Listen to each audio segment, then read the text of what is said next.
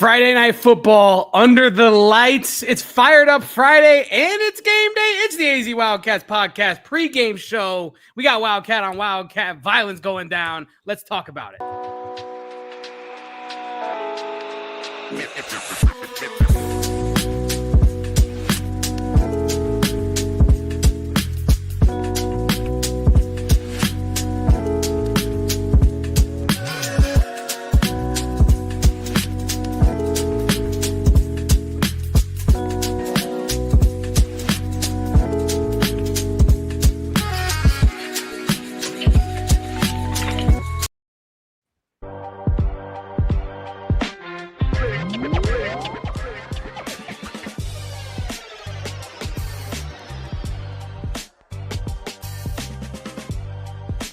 Welcome on in, everybody, to the AZ Wildcats podcast, coming to you live from our lovely abodes in somewhere in the valley.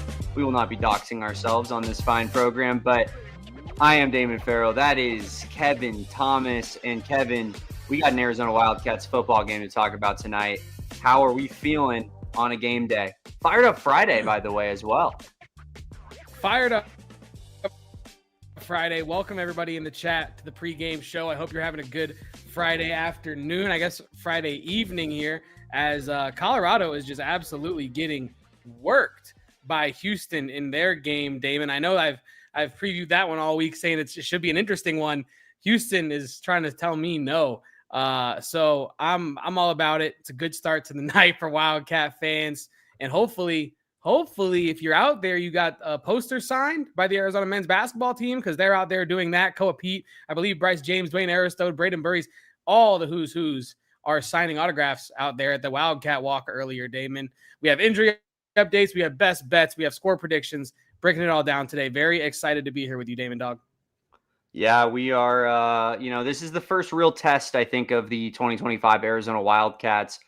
I think a lot of people were apprehensive going into that Hawaii game in particular, right? Just based off the idea that, New Mexico, that game was a little bit uncomfortable last year. That game made people a little bit weary. And in Hawaii, they just beat Stanford in week 0. It was a situation where, certainly Hawaii looked like a team that was to be respected. And I think that they still are, but Arizona was clearly just we're a different level than these guys. Now that kind of level has definitely, that differential has definitely changed on us. And Kansas State is, despite being a team that is playing some bad football, they're a talented football team. I mean, I was doing some research, before the show, listening to the Kansas State guy on 24/7 Sports, just talking about how he thinks that this is out of the Chris Klieman teams, one of, if not the most talented teams that Chris Klieman has actually had. And Kansas State is thought of as these gritty, tough guys that, aren't necessarily the most talented, but just work so damn hard. Right. And this year it feels like they almost have the talent, but they're not getting that grittiness. And once they get punched in the mouth, they're not responding. They're not answering. Another person on that show, I believe he was at Big 12 Insider, used to be a player at Kansas State. And he was talking about how the Iowa State game was the most physical, most physicality that they've shown this season. The Army game that they got out physicaled by Army. The North Dakota game, they got out physicaled by North Dakota. And is this just a matter of Kansas State, Kevin, playing up and down to their competition? Should we expect them to play another game like that Iowa State game now that it's a conference opponent and they're trying to prove something? Or do you think that what's going on with Kansas State right now is just truly they can't figure things out, and Arizona got them at the right time? I think Arizona is getting them at the right time. I guess you could have said last week would have been the perfect time, considering Army was able to go in there and beat them. But you play them when you play them, and they have not been able to get anything right as of yet. So I think this is your best chance to defeat a team like K-State. And you bring up the idea of them playing to the level of their opponent. I'm not even sure that they played to the level of Iowa State in their first matchup, right? So I almost feel like they have just been reeling to start the year. And you could blame the first matchups, problems on any variety of things: the travel, the rain, the tough level of opponent. Iowa State seems to be the best team in the conference. That does not explain the Sorry, I almost said lost. They won that game, but it felt like a loss. The Dakota win and then the Army loss. That doesn't really explain those two things. And even if you're playing down to your opponent, if you're a K-State versus an Army, they wouldn't be the first person to do that. But they were one of the first schools to not figure it out over the course of 4 quarters, right? And I feel like that is the biggest indictment of K-State's coaching thus far, is not being able to figure out how to solve Army over the course of 4 quarters and get your superstar quarterback Avery Johnson on track, right? And I think that's wherein lies the question if you're K-State. And I asked that to Justin Spears yesterday, right? Like, how much of this is coaching and how much of this is talent? And I think I asked that almost rhetorically, because we know that roster is super talented and it's about putting those players in positions to succeed. So far, Chris Klieman and his staff have not done that. Tonight is the question of, will Avery Johnson showcase his wheels? Will they get him out of the pocket? Will they get him on some quarterback design runs? Will their secondary play into shape, right? They've been taking bad routes to the ball. The tackling has been poor. The play recognition has been poor. Will those things get corrected on a short week on the road in Tucson? There are a lot of questions for K-State. Arizona has a lot less questions. There are still questions on Arizona's side, considering they haven't played anybody of substance, right? Hawaii is a good team. It's a fine football team, but they're not really a competitive team in the upper echelon of the Big 12 for certain if you put them in this conference. And I think that is wherein lies the question for Arizona. How much of this good faith that you've built with the fan base over the first 2 games is substanceable? How much of it is tangible? Like, how many changes that you've made in the offseason have actually resulted in changes on the field against the team that can compete in this conference like K-State? So many questions. I think more questions lie on K-State's side of things and Arizona's side of things. And that's kind of why I'm more confident in Arizona at home in this one. If Arizona was going to K-State this year as opposed to last year, I think I would have a lot more belief that K-State's going to be able to, right the ship even on a short week and figure out how to defeat a team that preseason people thought would be tiers below them in the Big 12 in Arizona, right? But heading to Tucson, I don't know. I don't think that K-State can get it done. We're going to get to our score predictions later, Damon, but there are a lot of questions that Chris Klieman's squad has to answer before I can say that they have played to anybody's level of competition thus far. Yeah, I'm with you. I think in terms of the Avery Johnson conversation of things, like, they feel like that this is the guy who ultimately is kind of the decider of games for them. Like, he's their game changer, right? And in order to truly unlock what's going on at Kansas State, he needs to be the one that's almost leading the way, right? And we haven't seen that from Avery Johnson dating back to last season when almost Will Howard was almost pushed out of town, it felt like, or at least, they claimed. Like, I mean, that could be some sour grapes from Kansas State's perspective. But it seemed as though they almost were like, we're ready to move on from Will Howard, who goes on to win a national championship, albeit with the most talented team in college football. And, then they were like, give the keys to this guy and Avery Johnson. And it hasn't worked out really in that regard, other than maybe, like his jump onto the scene performance against an awful Arizona team last year on national TV where he just ran rampant, right? But this season, Matt Wells has almost taken a step back with Avery Johnson from a running standpoint. He's definitely forced the issue more through Avery Johnson's ability to pass.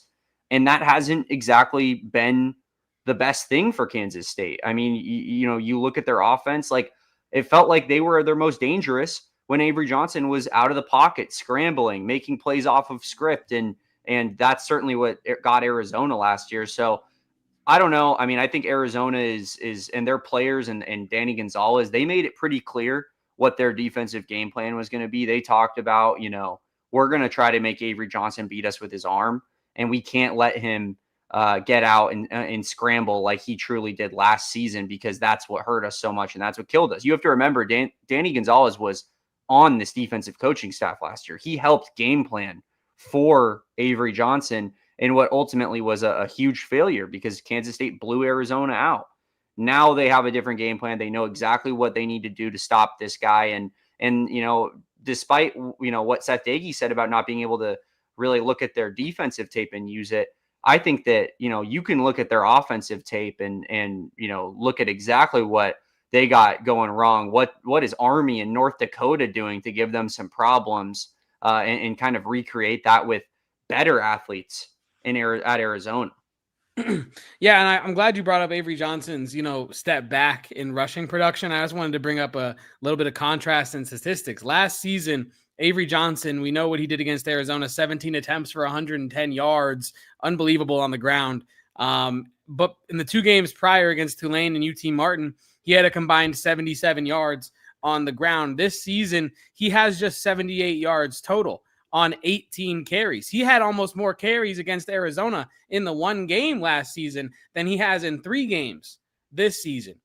The play calling has completely shifted away from utilizing Avery Johnson's best skill, you could argue. I know he can deliver the ball with some of the best of them. I know that he has a beautiful deep ball as well, but I think Avery Johnson's best skill is his legs and his elusiveness and his speed. Right. I think only having 18 carries so far for Avery Johnson is almost shocking as I looked at that this morning. And I think when you're talking about an Arizona team that he had 17 against Arizona last year, I believe, didn't he? 17 that's against what I was Arizona saying. alone. He has almost more rushes in that game last year against Arizona than he has all year against any team this year. So combined. And I think when you're talking about Avery Johnson, I think they do try to get him going on the ground in this game. K-State fans are begging for it. You had success against Arizona last year when you did that. And I think you try to replicate it if you're K-State. But if you're Arizona, you're facing a team that is trying to get Avery Johnson mobile, but he hasn't really been doing that this year, right? And so I think Arizona has a ton of advantages in this game. Even if K-State wants to try to open up the playbook, I think Arizona could be ready for it. They have improved tackling on that side of the ball, improved aggressiveness to the ball. They're quicker off the ball. They're quicker at getting hats to the ball, like I was saying. And I think that is all a recipe for slowing down Avery Johnson, even if they want to get him going on the ground. I don't see him going for 17 and 110 again.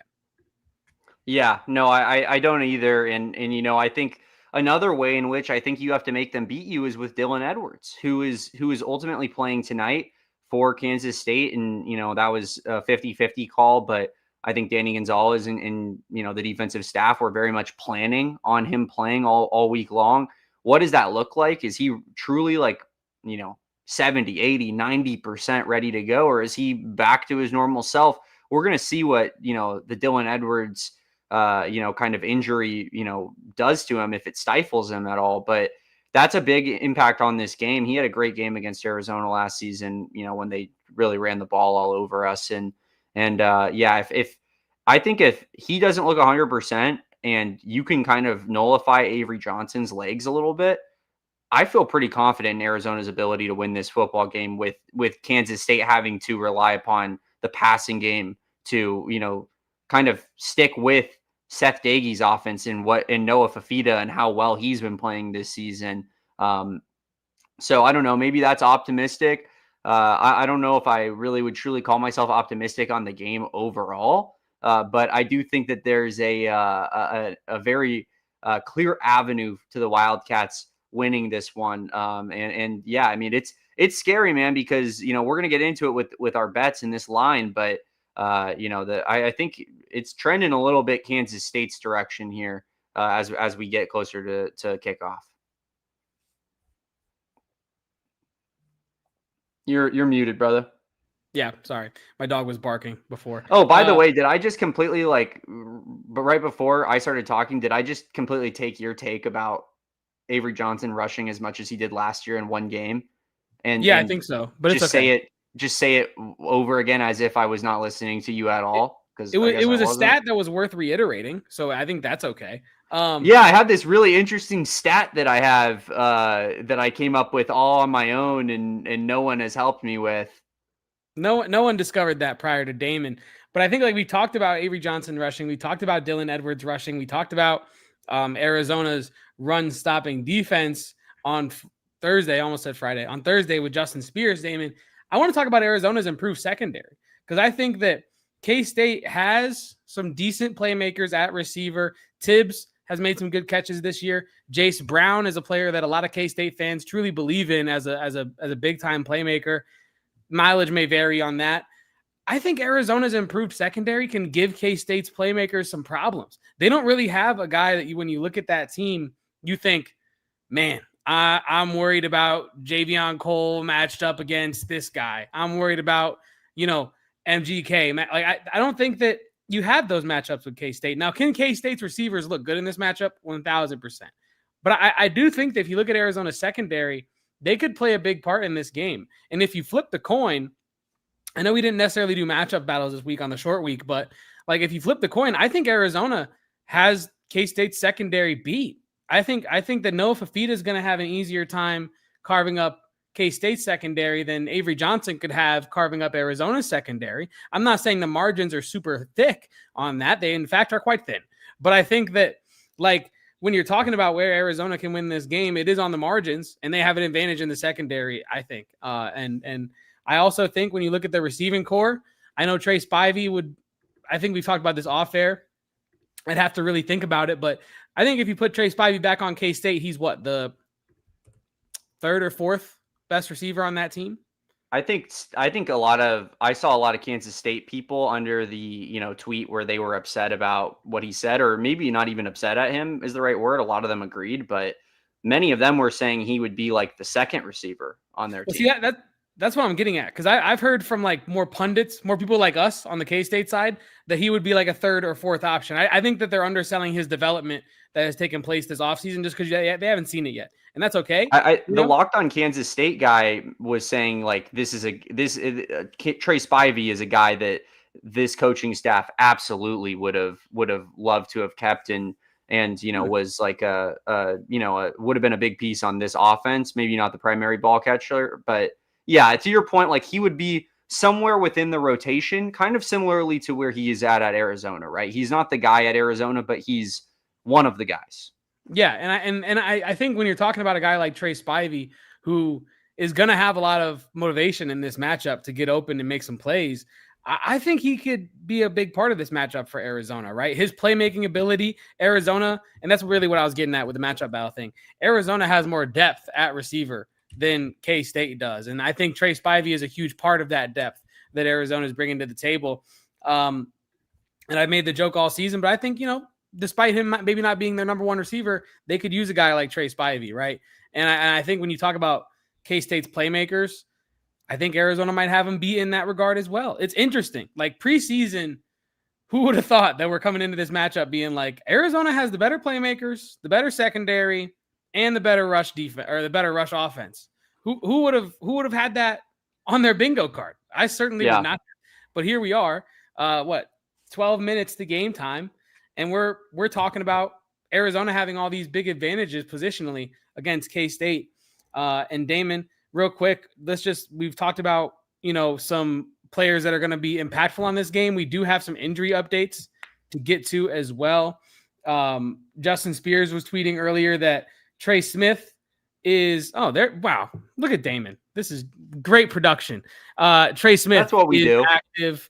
Trayden Stukes obviously is a captain for this game, making his return from over a year off after getting a knee injury against Utah last season. And then inactive is Kedrick Risano and Riley Wilson as well. Very happy to see Trey Smith active. I know that we were a bit unsure about the status of his injury in terms of the length of time maybe he might miss potentially. It was rumored that it could be serious. I know that like Justin Spears was talking about that and some other people saying that we like we said, we don't know the extent, but anytime that, he missed the amount of time that he did off the field, you wonder like the extent of the injury, right? So happy to see Trey Smith back. Very happy to see Trayden Stukes back after such a long time off. We spoke to him, and I should have grabbed this clip in hindsight for the pregame show, but we spoke to him at Media Day, not at Big 12 Media Day, but at the Arizona Media Day most recently.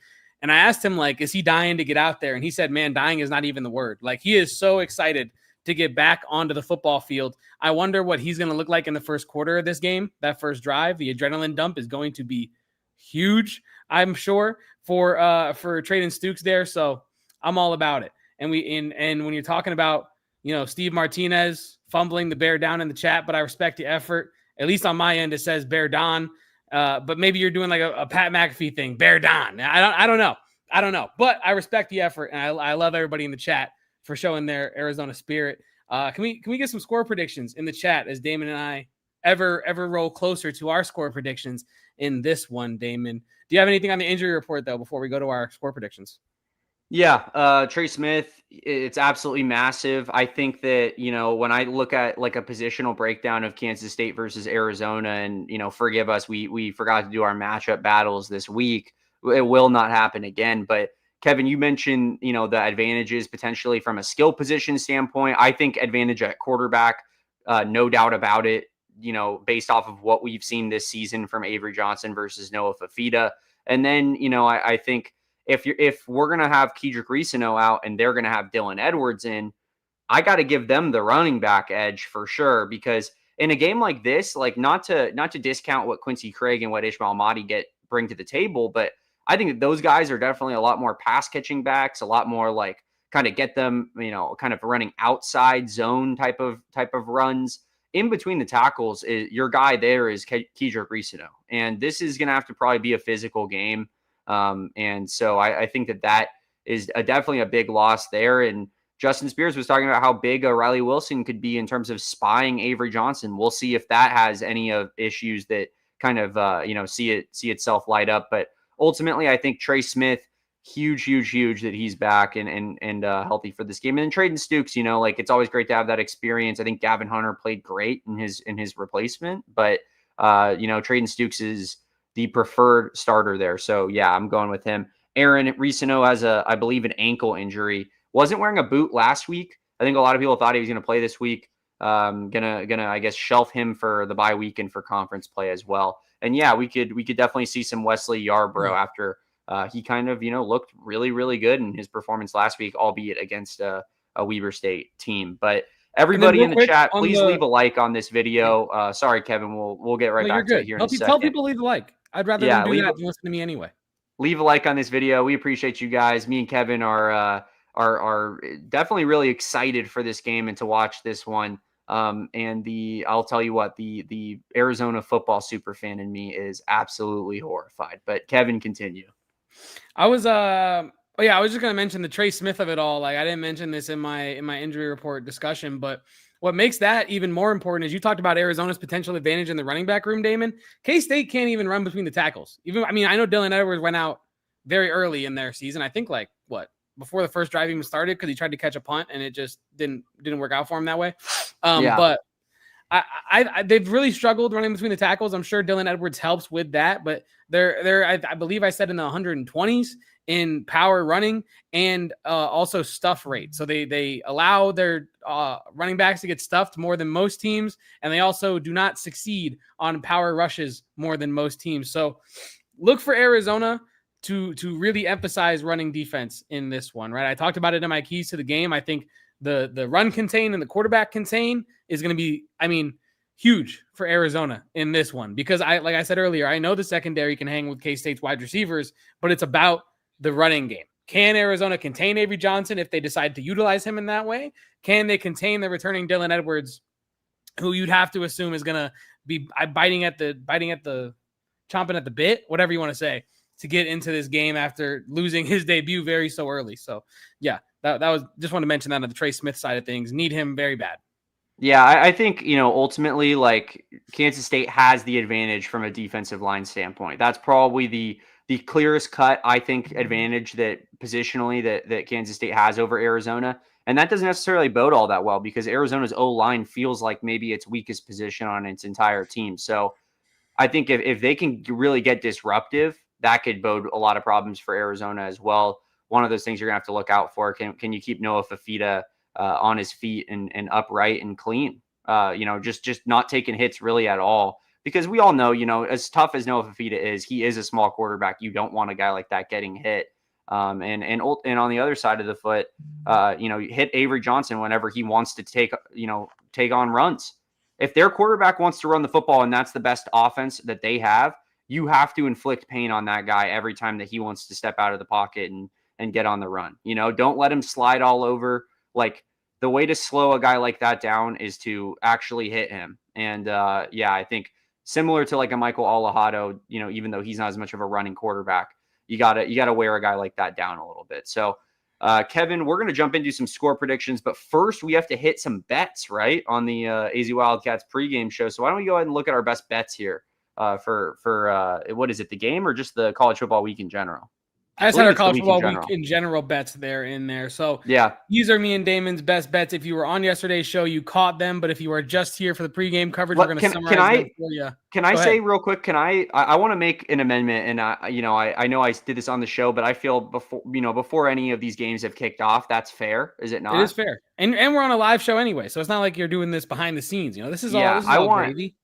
I want LSU spread versus Florida. I believe it's 7 points right now. Yeah, we were talking about that yesterday. That's a good bet as well. I'm changing UCLA. UCLA, get the hell out of here. You guys screwed me last week.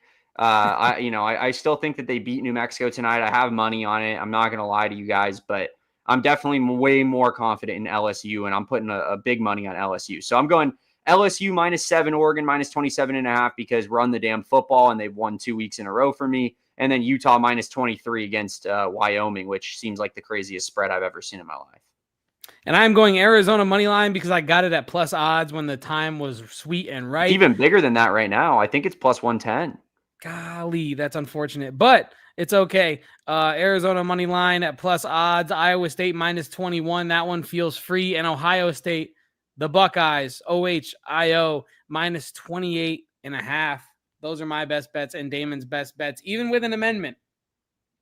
I love your Arkansas bet. Or no, sorry, not Arkansas, Iowa State, because they're playing Arkansas State. I think that bet that's another one where I'm looking at where it's like I look at Oregon, Utah, LSU, and that game, and I think to myself, those 4 spreads, there's a 0% chance you're not walking out with a little bit extra money than what you went in with. Maybe I'm wrong. Iowa State's winning that game by 40, right? I would think so. They beat a better team. I know Arkansas State is a FBS team, and what was the FCS team that Iowa State played? I'm forgetting right now. They played South Dakota, right? Yeah, South Dakota. I think South Dakota would probably beat Arkansas State. So that's why I'm like, they beat them by 67 points. It would be a close game, but it would be a good game. And I think that's why I'm like, that spread doesn't seem right. But getting a closing line here for us on Arizona versus Kansas State. Ooh, Bet365. Arizona has now worked its way back up, Kevin, to -1, or I'm sorry, +1. And the Cats are -105. So you did get them at a good number there at that plus money number. And that's via our friends at Bet365. Of course, use our promo code of PHNX365 when you sign up. I believe a bet of $5 gets you $300 right now on Bet365. Wow. Just something to think about if you're a betting man or woman. Yeah, that is special. That is special. Damon, we are just mere minutes away from kickoff here between Arizona score prediction time and Kansas State. It is score prediction time. Let's get them up there. I have Arizona to win by a touchdown, 27-20. I have 3 touchdowns and a couple field goals mixed in there from Michael Salgado Medina. And then Damon, take it away. Yeah, I'm sorry to be this guy, Kevin. I'm just scared. Maybe I'll just straight up say it. I let go of the rope.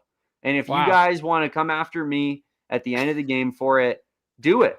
I'll happily wear my hat of shame. Not hat of shame because I'll be wearing Brandon Bills in the post game show. So of course that's not shame at all. But some sort of the cone of sadness, the cone of shame from Doug says from up.